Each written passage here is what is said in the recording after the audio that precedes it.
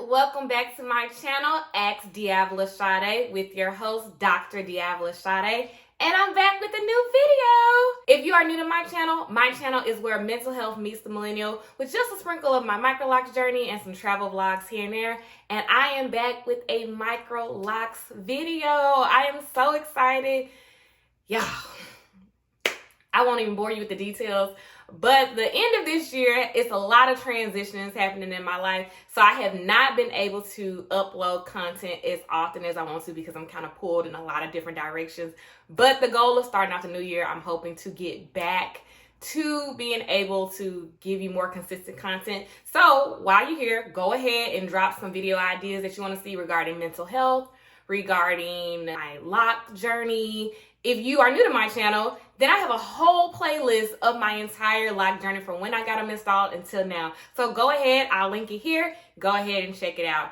But let's get into the video. Today, I am gonna give you just some tips that have worked for me for growing out my locks. Yeah, I have been growing out my locks for a little bit over 2 years now. Granted, you know, if you haven't been following me, you don't know that I started my locks on 13 inches of hair. So, of course, I had a nice length of hair, but it has been a journey on having a healthy lock journey and growing them thick and luscious and long. Let's look at them right quick before I get into the tips.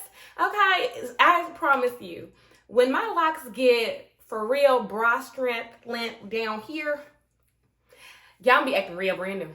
I'm be acting real brand new. Let me show y'all the back as well. Okay? Listen. Y'all see that? She's getting there. She is getting there. Oh my God. Listen. All right, so I'm done playing around. But yeah, I just want to show y'all where my locks are at a little bit past 2 years. I hit the 2-year mark back in September. So we are making it on this journey. And I just want to give you some tips that have helped me retain length, that has helped me grow my locks. I don't think my hair has ever been this long or this thick ever. Like, I've always had fine textured hair. So even if it was lengthy, it just still wasn't thick. So to have thick hair, I thought it wasn't possible, especially because I have 275 locks in my hair. And a lot of the YouTube girlies had like 400, 500, 600, 1,000 locks in their hair. And I don't. So I would have never thought that my hair could grow as luscious as it is. And I'm so happy. So let me just get into the tips that I have for you of how I managed to get my locks this long and healthy.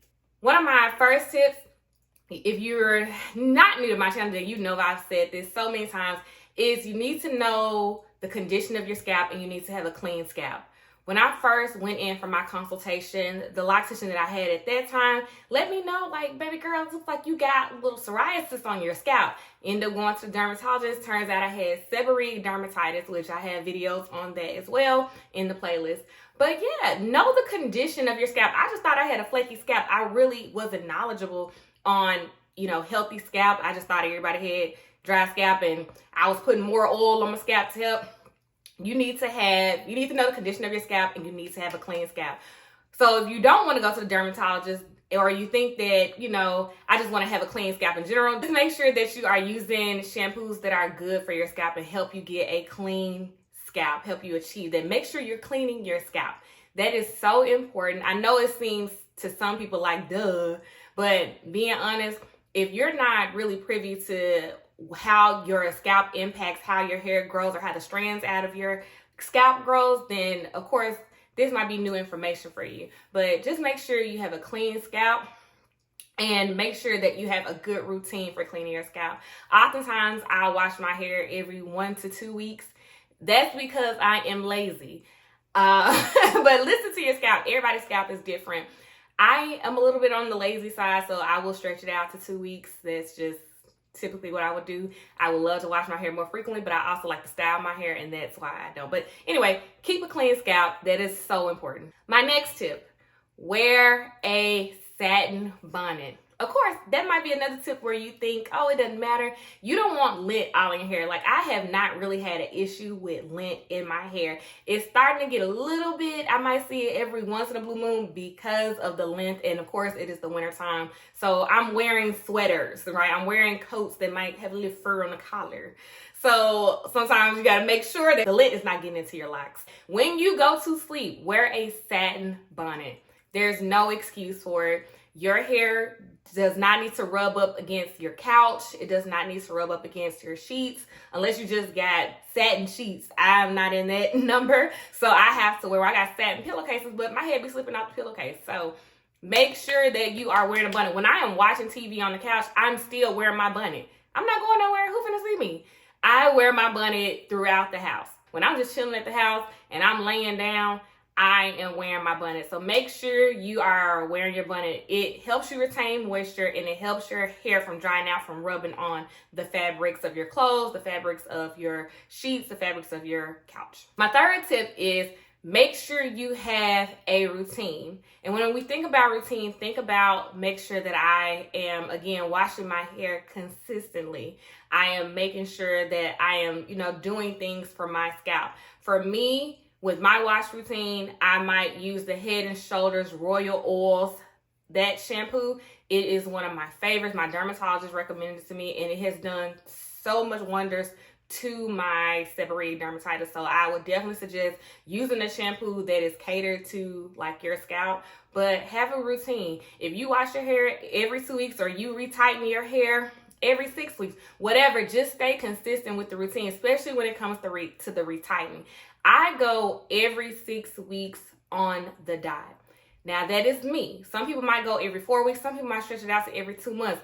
Find the routine that works for you and try to stick by it. Because one thing we know is that when your hair starts to drop and get fuller, your roots gonna have this much and the lock is gonna be heavy. And the more that the lock is pulling down and it's not interlocked or it's not retwisted, it's going to eventually thin out and break, and you don't want to lose any locks. That's also a reason why I'm doing this video. I have never lost a lock. I know that some of the girlies have lost locks, and sometimes it just happens. I have yet to, knock on wood, have lost a lock because I stay on a retightening schedule. So make sure you stay on a lock routine, from the way you moisturize to the way you wash to the way you get your hair retightened. Stay on a consistent routine. My next tip is moisturize your locks. Now, do as I say, not as I do. When I first got my locks, I probably was moisturizing maybe once a week because I was waiting on my locks to mature, so I just didn't. I know what I was told was that the moisture could impact how fast that your hair matured. So I did not use a lot of liquids, right? I'll do it once a week. Now that I am fully mature, I will often moisturize my hair with the rose water glycerin spray from Heritage Store. And all the products that I use will be linked below. But I will use it, and I'll use it maybe once every couple of days, every 2 days. I don't do it every night. Some people moisturize their hair every night. I do not. I be feeling like my hair doesn't feel super dry, but I will moisturize it every couple of days. And even if I'm not using the rose water glycerin spray, if I take a shower and I feel like I hadn't moisturized my hair in a couple of days, then I'll just leave my hair out and I take a hot shower. So I'll let the steam just moisturize my hair, and then when I get out, I'll probably seal it in with the oil. And that's something new. And maybe I'll do an updated video on what's new with my locks. I have incorporated oil into my hair. I actually did a hot oil treatment on my locks recently, and the video, I will link it here. So feel free to go watch that as well. But just weekly, I have also incorporated using coconut oil in my hair. If you want me to show y'all my winter routine, like my nighttime routine for the wintertime, I'll definitely do a video on that. But make sure you're moisturizing your locks. Find the moisturizer that is best for you. I don't use like super heavy conditioner based moisturizer. Again, I use rose water and glycerin. That is enough for me. Some people might want a thicker leave-in, but also know when you're using conditioners, even if it's leave-in conditioners and it's like that real thick conditioner, it can get stuck in your locks. So I just wouldn't suggest it, but hey, what's good for you is good for you, but make sure you're moisturizing your locks. My next tip is put oil on your edges and sealing your moisture. So y'all know, since I've been locked, I have been on this journey of growing my edges to be strong. And the reason is because prior to getting my locks, I would get braids, and I would get I would get them, and then they would slowly be pulling at my hair to the point that they'll be here and there'll be 2 or 3 strings of hair and it'll be this long braid. Now I have my edges, I said in a past video, are my most sensitive topic about my hair, because as much as I love my hair, I hate that I just didn't have the knowledge of taking care of my edges. But so it is kind of sparse right here and here and right here, right? You can cover them up as much as you want to, but it is what it is. I take vitamins. I do everything, right? I put oil on them, but I would definitely say put castor oil on your edges, and also use oil to seal in the moisture of your hair. It is less dry when you do that. If you don't want to put oil in your hair, that's fine. I just recently started putting oil in my hair, but I do see the benefits of it. I just don't think it needs to be super heavy oil. Like I said, the castor oil I only put on my edges. I've only did a hot oil treatment once, and I plan on just probably doing it maybe once a year or twice a year. I don't think there's gonna be something that I do often. But some people don't put oils in their hair at all. And I, again, just started putting them in mine, and you see my hair has been growing regardless of me putting oil in it at all. So this is not something you have to do, but I would suggest at least taking care of your edges, because the heavier your hair is going to get, we want to make sure that we are keeping our edges intact. So just find maybe a good castor oil, Jamaican castor oil, to just at least rub just a little bit. A little bit goes a long way to rub on your edges to make sure they stay strong. Another tip is, and I kind of mentioned it in this last tip, was I take vitamins.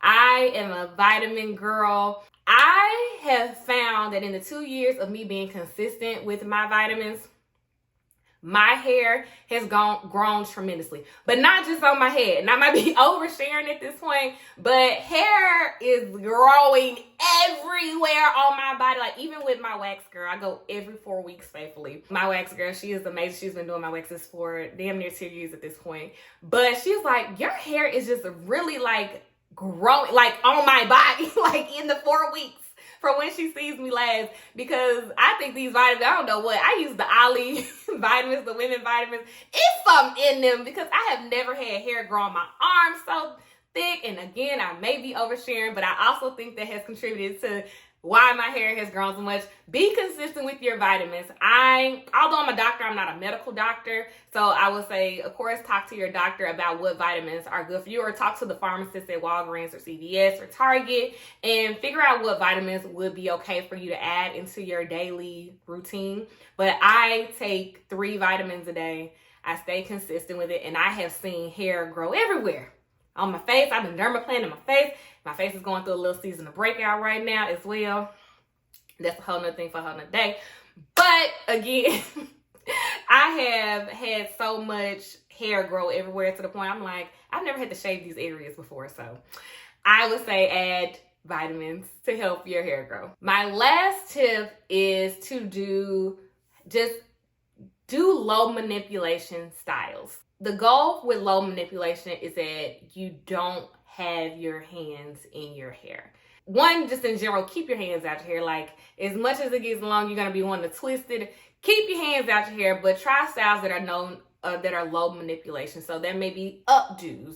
It may be ponytails. It may be, wearing twists. I'll wear twists for a couple of days throughout the week, and then I'll take down the twist and wear that for about a week. So I really don't have my hands in my hair. Again, that's why I might wash my hair every 2 weeks, because I'm usually wearing twists for a couple of days to a week, and then I'm wearing it as a twist out or a braid out for a couple of days throughout the week. This is an old braid out, but it was a real chunky braid out. It was really trying. I had 4 braids in my hair, and I kept them in for about 2 or 3 days, and then I just wore like this, and I've been wearing this for a week. Don't do too many braid outs, especially when you are in the starter lock phase, because if you have not seen one of my videos of my update, I had holes in my locks because I was doing braid outs too often.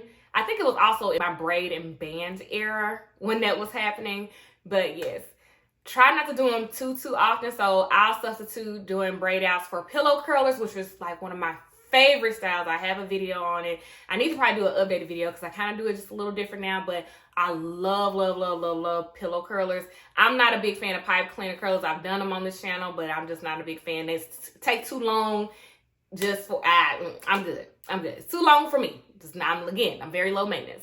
But just find styles that work for you that are low maintenance. All right, you guys, that is it. Those are the tips that I have for you as of today. If you have your own tips, you have locks and you have your own tips, go ahead and leave them below so other people can read how you are taking care of your locks and growing them to be long and healthy. If you're new to my channel, please go ahead and subscribe. Your girl is really trying to get to 5,000. We're almost at 4,000, but your girl is really trying to get to 5,000. I don't think I'm going to do it between now and the end of December. If I do, ain't nothing but God. But, you know, mess with your girl. Go ahead and subscribe. Follow me on Twitter. I be on there. I be on the TikTok app sometimes, too. So, you know, you can go ahead and follow me. But the content be on here, too, so it don't really matter. But, yes, it was good seeing y'all. I hope that I can see y'all soon by posting another video. I'm going to do good. I'm going to try to post another video. But I'll see y'all later. Bye.